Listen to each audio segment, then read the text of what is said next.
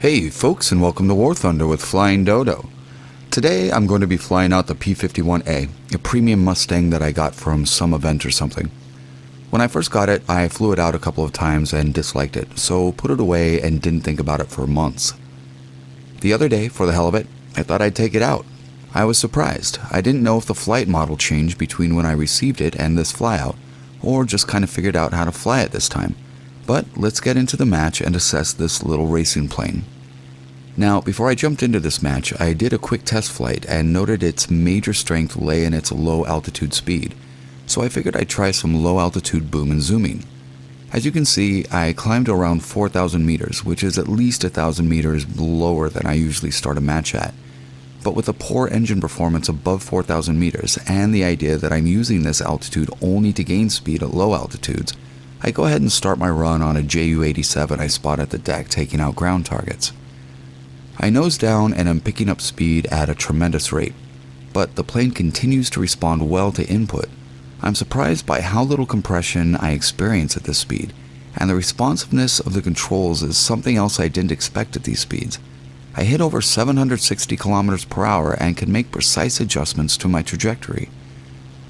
I make a pass on the JU, make a couple hits, and then prepare myself to fight this little plane to get it back on the tail of my target. I'm expecting the sluggishness I experienced with the Cannon Mustang I made a video about a while back. But lo and behold, at speed, the maneuver I could barely perform in the Cannon Stang becomes a tight and precise sort of half Cuban 8, and I'm immediately back above him and attacking at over 400 kilometers per hour. A couple more hits and he's down, and I head towards some teammates to see what else I can do in this plane. I notice a couple of enemy at much higher altitude to my left, and I figure if they follow me over to some of my higher altitude teammates, they'll eventually end up at low altitude where, with the performance I just witnessed, I'm pretty sure this plane will both outspeed and outmaneuver them. I can't tell which 109 that is, but I don't think there are any that have the ability to keep up with the P-51A at the deck. The 202 is a great performer at altitude, but suffers at low altitude as well compared to this P-51A. While I'm headed over to my friendlies, I open up and see just how fast this little plane is at the deck, and I'm able to modulate speeds between 550 and 570 kilometers per hour. Very slight climbs and dives keep this thing just cooking along at really very high speed. At a BR of 3.0, this is tremendous speed. With only 1,280 rounds in 4 50 cal machine guns, this is not a heavy hitter by any stretch of the imagination. But if you keep this plane above 400 kilometers per hour, its speed and high maneuverability really appear to make this a formidable plane.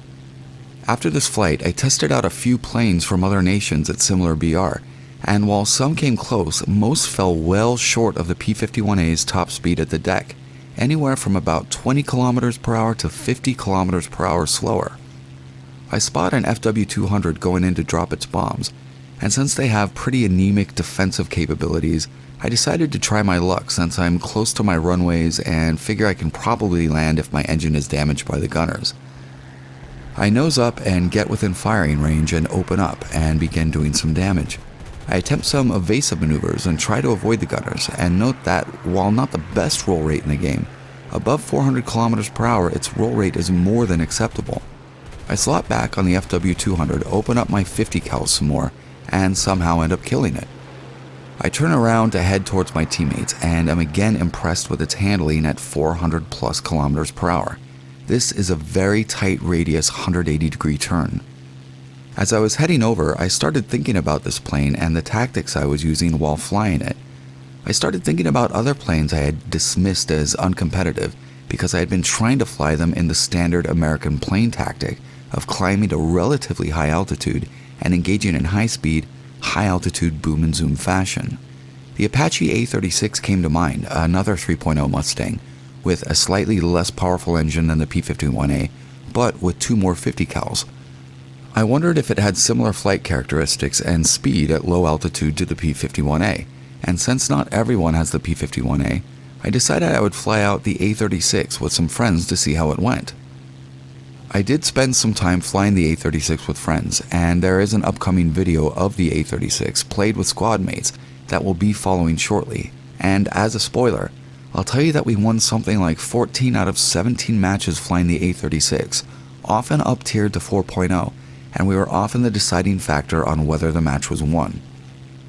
I'm coming close now to the action and am trying to assess my next move.